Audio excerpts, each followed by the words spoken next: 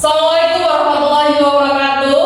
Waalaikumsalam warahmatullahi wabarakatuh. Baik anak-anak sekalian, sebelum kita memulai pelajaran pada pagi hari ini, alangkah baiknya kita membaca doa terlebih dahulu. Silahkan ketua kelas memimpin doa. Berdoa mulai. Bismillahirrahmanirrahim.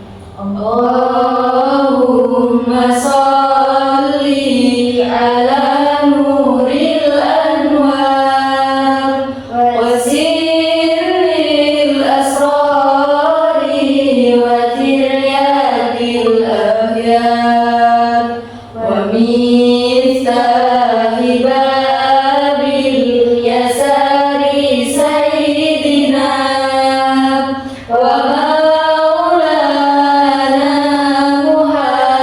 Muhammadinil muhtar wa alihil athari wa ashabihil akhyar adada ni'amillahi wa ifdali adada ni'amillahi wa ifdali.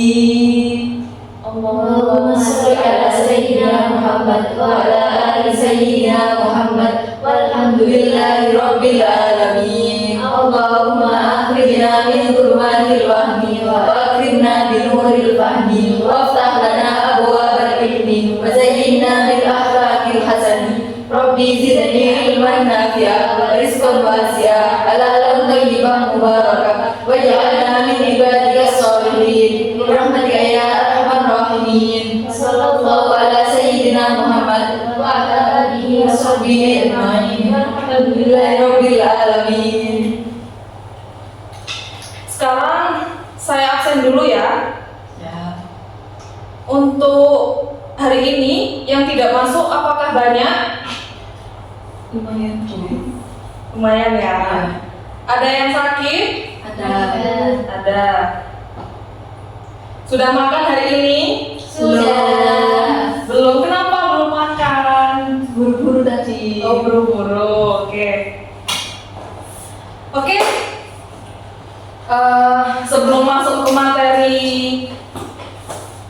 hari ini, alangkah baiknya kita mengingat-ingat dulu materi yang sebelumnya. Masih ingat materi yang sebelumnya apa? Wudu. Wudu. Betul sekali, masih ingat ya. Oke. Sekarang kita masih di bab toharoh. Wudu juga termasuk toharoh. Sekarang masih di bab toharoh tapi beda lagi, gitu ya. Ya. Oke. Di sini saya mau tanya sebelumnya, ada yang sudah tahu toharoh itu apa? Belum. Belum ya? Oke. Nah, ini definisi toharoh. Toharoh itu apa sih? Menurut bahasa itu toharoh itu adalah bersih. Kemudian menurut istilah itu apa? Melenyapkan sesuatu yang ada di tubuh, pakaian dan tempat yang menjadi hambatan bagi pelaksanaan sholat dan ibadah lainnya menurut tuntunan syariat Islam. Jadi toharoh itu sangat penting. Karena apa? Karena itu yang menjadi patokan atau syarat sahnya ibadah kita. Gitu ya. Jadi apabila toharoh kita nggak benar, itu menyebabkan ibadah kita nggak sah, nggak sempurna gitu ya. Kemudian di sini ada dalil tentang toharoh. Ada yang mau baca? Siwi. Gak kelihatan, Bu. Oh, nggak kelihatan. Minus matanya. Oke. Segini kelihatan? Kurang? Ya. Oke. Bismillahirrahmanirrahim.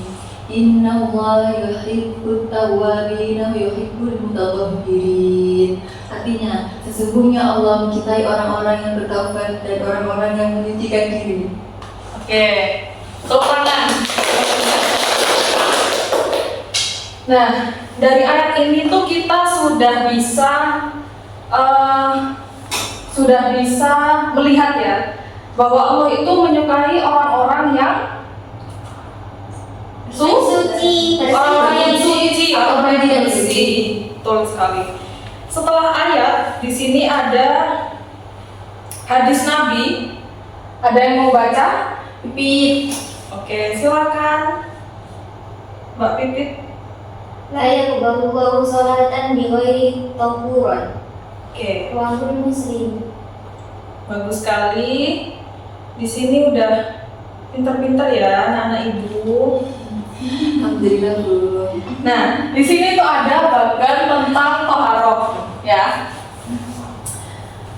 Sebelum kita masuk lebih dalam kepada materinya, di sini ada bagian tentang toharoh. Nah, yang pertama ada najis, ada hadas dan najis. Nah, di sini ibu mau tanya, perbedaannya hadas sama najis itu apa? Atau nggak ada perbedaan? Atau hadas itu ya sama dengan najis gitu? Ada yang mau jawab? Nggak tahu, Bu. Masih belum tahu, Bu. Belum tahu ya? Oke. Saya spill sedikit ya. Kalau hadas itu adalah satu kondisi kita yang tidak suci. Satu kondisi kita, diri kita sendiri. Kalau najis itu apa? Kalau najis itu adalah sesuatu benda atau sesuatu hal yang bukan berasal dari diri kita sendiri yang menyebabkan kita itu nggak suci. Itu ya. Kemudian hadas dibagi menjadi dua hadas kecil dan hadas besar. Oke. Kalau najis dibagi menjadi Tiga. Wajah. Oke. Kalau semisal orang haid itu termasuk hadas kecil atau besar? Besar. Hadas Besar. Oke, pintar ya. Nah, di sini yang termasuk mulai diklasifikasikan lagi nih. Kalau hadas kecil itu berarti cara bersucinya itu berwudu. Kalau hadas besar cara bersucinya Mandi. Oke. Kalau najis mukhafafah sarananya menggunakan air. Kalau mutawasitoh air. Kalau mughaladoh Air dan debu. Oke, pintar. Mughaladoh ada yang tahu contohnya apa? Kena air liur anjing. Oke, pintar. Nah, di bawah ini ada penjelasan yang lebih kompleks gitu ya. Nah nih, najis secara literal dan dalam bahasa Arab al-qadar memiliki makna segala sesuatu yang bersifat kotor. Jadi najis itu adalah kotor. Nah ini, najis adalah kotoran yang menempel pada tubuh, tempat maupun pakaian kita dan menyebabkan batalnya ibadah yang kita lakukan seperti sholat karena najis. Kemudian hadas. Hadas adalah keadaan tidak suci pada diri seorang muslim yang menyebabkan ia tidak boleh melaksanakan kegiatan ibadah seperti sholat, puasa, dan tawaf. Itu ya. Jadi intinya itu gini, kalau bingung, kalau hadas itu satu kondisi badan kita yang nggak suci gitu. Kalau najis itu adalah satu benda atau suatu hal di luar badan kita ini. Itu ya. Next, Gue jam berapa, Bu? sebentar lagi ya, karena habis ini kan kita udah istirahat ya. Iya. Oke, sabar dulu ya. Ya, Bu. Nah ini ada macam-macam hadas. Di sini ada hadas besar. Hadas besar itu contohnya haid, nifas, mimpi basah, jima gitu ya. Cara bersucinya bagaimana? Cara bersucinya adalah gimana? Mandi besar. Tuh ya. Ada yang tahu di sini niatnya mandi besar gimana? Nawaitu ghuslan li raf'il hadatsil akbari fardhon lillahi ta'ala. Oke, pintar, job. Oke. Kemudian hadas kecil. Hadas kecil adalah hadas yang disebabkan karena batalnya wudhunya seseorang. Cara bersucinya gimana? Cara bersucinya itu adalah Atau jika tidak ada air bisa dengan tayamum. Nah ini tayamum ini nanti akan ada bahasan yang lebih mendalam setelah hadas dan najis gitu ya. Oke. Next di sini ada macam-macamnya najis. Nah ini macam-macam najis. Yang paling ringan najis itu adalah najis mukhafafa. Mukhafafa itu adalah najis yang paling ringan. Contohnya apa? Kencingnya bayi. Kencing bayi laki-laki yang belum makan nasi. Oh, belum makan apapun kecuali asinya. Berarti itu masih mukhafafa ya, Bu? Iya, itu masih ringan sekali gitu najisnya. Kemudian cara mensucikannya gimana? Cukup dengan memercikan air yang terkena najis.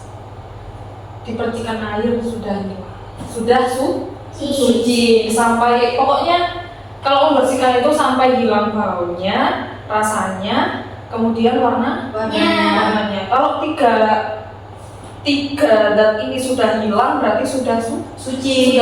Kalau ada pun gini misalkan, gimana kalau misalkan ada pakaian yang terkena kotoran nih, misalkan kotoran burung misalkan, itu sudah disucikan, sudah hilang gitu ya, udah nggak bau, tapi kok warnanya itu masih ada sedikit gitu. Nah itu gimana Bu? Masih suci? Udah suci atau belum suci gitu? Itu sudah suci ya. Kalaupun ada warna yang masih menempel itu nggak jadi masalah karena baunya udah hilang. Kemudian sudah dibersihkan berulang kali, tapi kok masih ada itu tetap suci. Berarti tidak apa-apa, Bu, misalkan Nggak apa-apa. Nah kemudian najis mutawasito. Nah ini contohnya kotoran hewan, kotoran manusia, kecuali hewan yang haram ya. Itu masuk di mutawasito. Nah cara membersihkannya itu dibersihkan hingga hilang bentuk dan baunya ini. Tadi yang saya jelaskan itu masuk ke mutawasito ini, itu ya. Kemudian ada najis yang paling berat, namanya najis mughalladho. Najis mughalladho itu contohnya air liur anjing, kemudian babi termasuk. Cara membersihkannya gimana? Dibasuh sebanyak 7 kali. Salah satunya dengan debu. Gitu. Paham dari sini? Paham. Oke. Nah ini apa namanya? Yang mughalladho. Misalkan ini ada contoh peristiwa. Bu gimana kalau misalkan ada orang yang masuk ke pet shop, tahu pet shop ya? Tahu. Yang tempat makanan atau barang-barangnya hewan anabul. Nah itu ada yang tanya misalkan, Bu gimana kalau misalkan kita masuk ke pet shop? Kan kita nggak tahu ya, di pet shop itu kan biasanya banyak hewan-hewan orang-orang itu pada ikut biasanya ya. Ada anjing, diajak nggak tahu. Nah kita nggak tahu tuh gimana. Nah alangkah baiknya kita itu berhati-hati terhadap hal-hal yang seperti itu gitu. Gimana caranya mensucikannya? Keluar dari pet shop cukup nggak pakai alas kaki. Kalaupun ada yang terkena di bagian baju, rok, celana itu cukup ke pasir. Itu sudah suci, nanti di rumah tinggal dibilas. Atau langsung disucikan di situ ya nggak apa-apa gitu. Alangkah baiknya hati-hati gitu. Dan kita nggak tahu ya. Nah ini kemudian ada macam-macam air untuk bersuci ini. Tadi kan medianya air ya, untuk bersuci itu air. Nah ini ada macam-macamnya. Air untuk bersuci itu ya macam-macam gitu. Yang pertama ada yang namanya air suci dan mensucikan. Karena nggak semua air suci itu bisa digunakan untuk bersuci. Yang pertama ada air suci dan mensucikan. Nah ini artinya dan air tersebut itu suci dan bisa digunakan untuk bersuci. Ya benar-benar murni gitu. Suci dan bisa untuk sesuci juga gitu. Contohnya apa? Contohnya air hujan, air laut, air sungai, air sumur. Air mata air itu ya sumber itu loh. Kemudian air salju dan air dari hasil hujan es.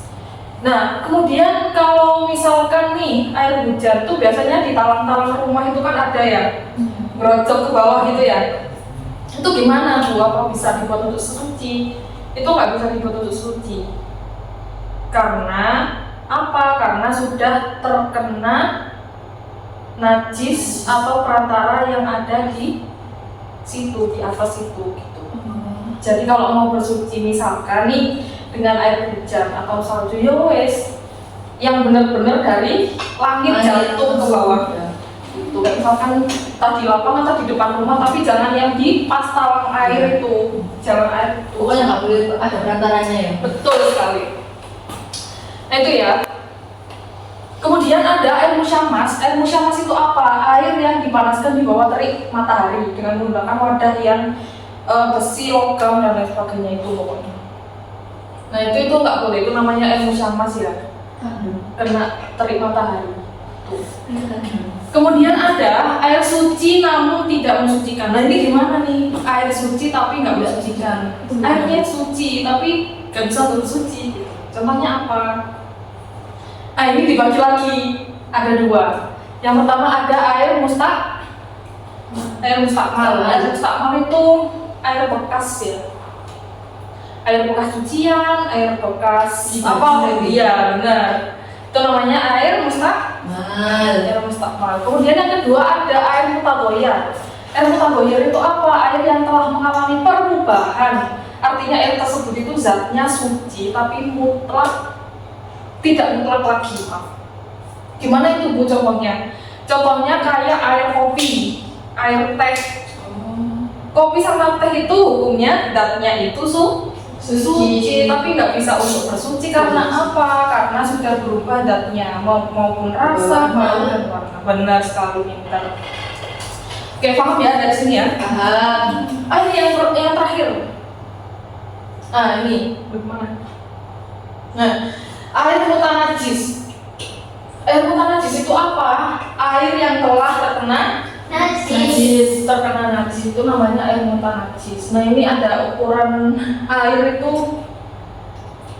ada dua, air sedikit sama air banyak. Air yang kurang dari 2 kulah sama air yang lebih dari 2 kulah. Nah kalau airnya itu terkena najis tapi airnya lebih dari 2 kulah itu gimana Bu? Gak apa-apa. Kalau lebih itu nggak apa-apa. Kalau lebih dari 2 kulah, selama najisnya itu tidak merubah warnanya, bau dan rasanya itu nggak apa-apa untuk bersuci. Kalau kurang dari 2 kulah, najisnya bisa merubah warna, bisa merubah sifat 3 itu tadi ya berarti nggak bisa bersuci. Benar sekali, pintar. Nah ini kemudian tayamum. Tayamum itu salah satu cara alternatif untuk kita bersuci kalau nggak bisa wudhu. Itu ya Darurat. benar. Jadi tayamum itu pengganti dari wudhu. Pintar. Dalam keadaan darurat juga bisa. Pintar sekali, jawab. Nah ini tayamum adalah mengusap wajah dan kedua tangan dengan debu sebagai pengganti wudhu atau mandi wajib karena adanya udzur. Nah udzur ini apa saja gitu kan? Kok boleh menggunakan debu gitu? Kemudian debu yang dimaksud itu gimana? Debu yang di tanah kah? Atau debu-debu yang di jalan-jalan itu kah? Atau seperti apa gitu kan? Nah ini satu kondisi kita yang tidak bisa untuk berwudu, contoh seperti sakit.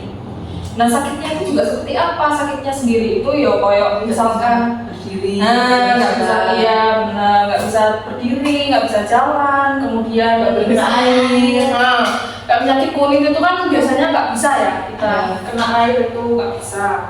Nah itu nggak apa-apa, diperbolehkan untuk melakukan tayamum ini.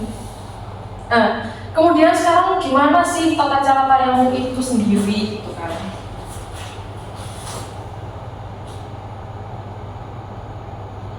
Nah ini tata cara tayamum. Yang pertama niat tayamum, ada yang nggak tahu? Gimana?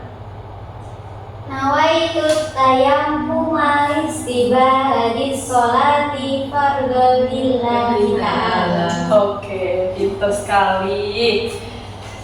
Jadi niat tayamum itu gitu ya. Ya.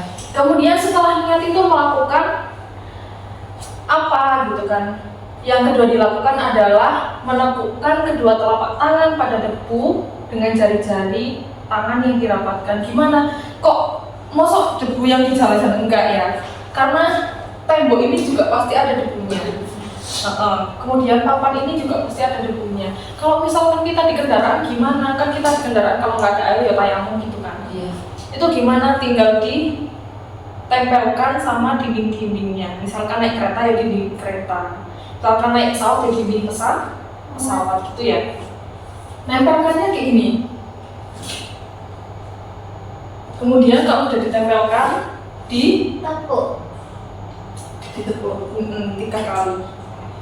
Kalau sudah seperti itu gimana? Diusap seluruh wajah dengan debu. Nah, musapnya itu nggak gini-gini ya, tapi ada caranya sendiri. Musapnya itu dari samping gini, dari samping ke tengah gini. Jadi nanti ketemunya kelingking sama kelingking di hidung sini, gini, gitu ya, nggak diusuk-usuk gitu ya. Nah, kemudian kalau sudah seperti itu gimana ya? Ditepukkan lagi tangannya ke debu. Tapi boleh tadi ditemukan itu lagi boleh. Iya, memang seperti itu. Gitu. Jadi debunya itu berlaku hanya 1 kali anggota badan, gitu ya. Ditempelkan lagi, ditepukkan 3 kali. Setelah 3 kali, diusap tangannya. Kok usap tangan nggak sih gini-gini ya? Usap tangannya itu ada tata caranya kalau tayamum itu. Nggak kayak wudu. Karena Tapi kita tempatnya menggunakan pindah atau enggak Bu yang Iya. Bu? Yang pindah. Iya, pindah, maaf ya. Kalau ini kan kalau habis dipakai yang sebelumnya nggak boleh dipakai yang sudahnya. Iya benar. Jadi pindah ya tempatnya ya. Iya. Gimana nanti ngusap anggota tangannya? Nah gini posisinya. Tangan dalam yang separuh ya, yang jari-jari ini digunakan untuk punggungan tangan tangan kiri gini. Tuh, ini.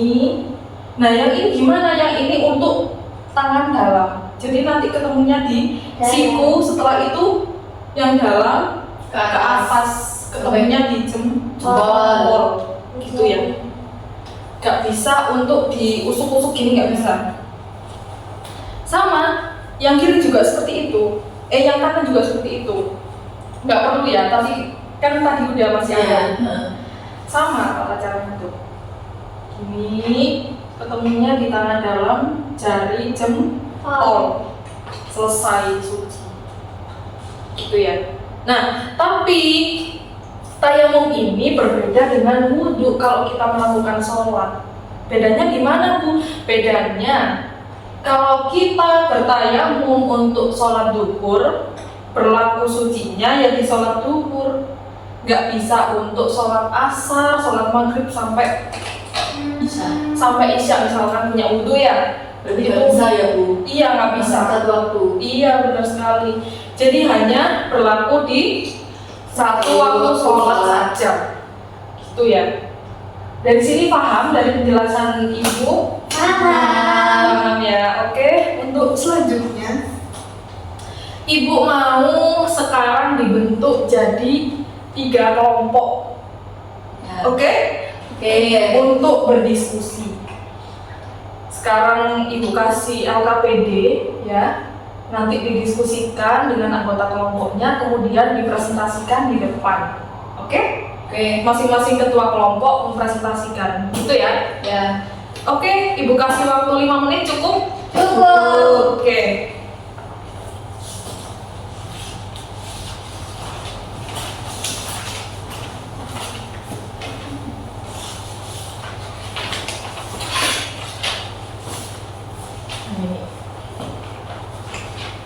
Dan silakan untuk berdiskusi di waktu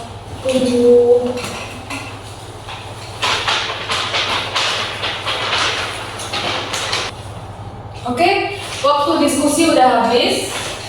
Sudah ya? Udah. Cukup. Oke. Silakan masing-masing dari ketua kelompok bisa mempresentasikan. Boleh dari kelompok 1 ya?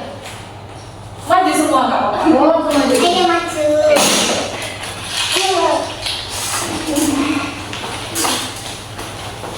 Aku sebelah sini. Oke, bisa dimulai dari kelompok 1 dulu. Silakan. Apakah semua air itu bisa digunakan untuk bersuci? Jadi dari hasil diskusi kami itu menjawab tidak, karena tidak semua air itu bersifat suci. Tuh. Oke, apakah benar jawabannya? Kelompok 1? Benar, Bu. Benar, di opos yang mulia.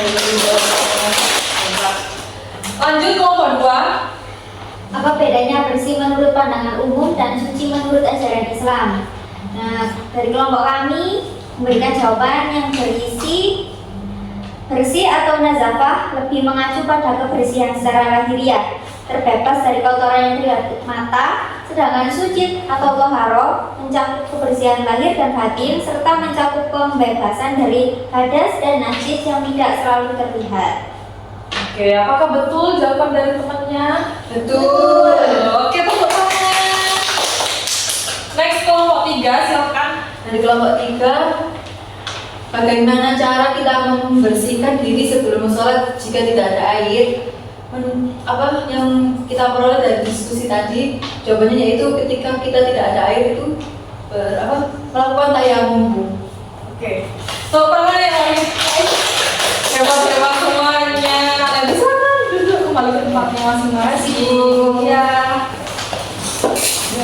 Oke, jadi dari hasil diskusi tadi, Ibu lihat sudah memahami ya materi yang disampaikan. Alhamdulillah. Semoga paham seterusnya ya. Jangan lupa-lupa lagi. Soalnya cara-caranya itu bikin kita cepat paham diri loh, Bu. Oh gitu ya. Makasih ya. Ya. Oke. Mungkin cukup sekian ya untuk pertemuan pada pagi hari ini. Untuk tugas di rumah ya, Ibu akan memberikan PR. Tugas, Bu. Iya. Biar kalian makin rajin belajarnya gitu ya. Ya. Oke, untuk tugas di rumah, Ibu mau kalian cari jurnal ya. Kemudian rangkum dan buat clipping untuk minggu depan. Oke? Oke. Bu, nanti boleh di-share di grup kelas nggak, Bu? Boleh, nanti di-share juga ya. Ya. Dan nanti di-share-nya bukan di grup kelas, di Google Classroom ya. Oh iya, Oke. Oke? Yang seperti kemarin-kemarin. Iya, iya. Gitu ya? Benar sekali. Nanti menggunakan Google Classroom ya. Oke, udah paham ya? Jadi nggak ada yang ditanyakan ya? Sudah. Cukup. Oke. Kalau sudah cukup, mungkin sekian yang bisa saya sampaikan. Kurang lebihnya mohon maaf ya. Semoga ilmu yang kita dapat hari ini bermanfaat. Amin. Silakan berdoa. Berdoa mulai. Bismillahirrahmanirrahim. Rabbana anfa'na bima 'allamtana, Rabbi alimna alladhi yanfa'una, Rabbi fatina wa fati'alana wa qarabati lana fi dinina, Rabbana zidna ilman nafi'an wa fukhalana ala bayyina yassir lana wa umurina waghfir lana jami'al khotoya wa lana kulla awalina wa barik lana fima a'taita wa khtim lana husnal khotimah. Subhanallahumma wa bihamdika asyhadu an la ilaha illa anta astaghfiruka wa atubu ilaik. Oke. Sekian dari saya. Wassalamualaikum warahmatullahi wabarakatuh. Waalaikumsalam.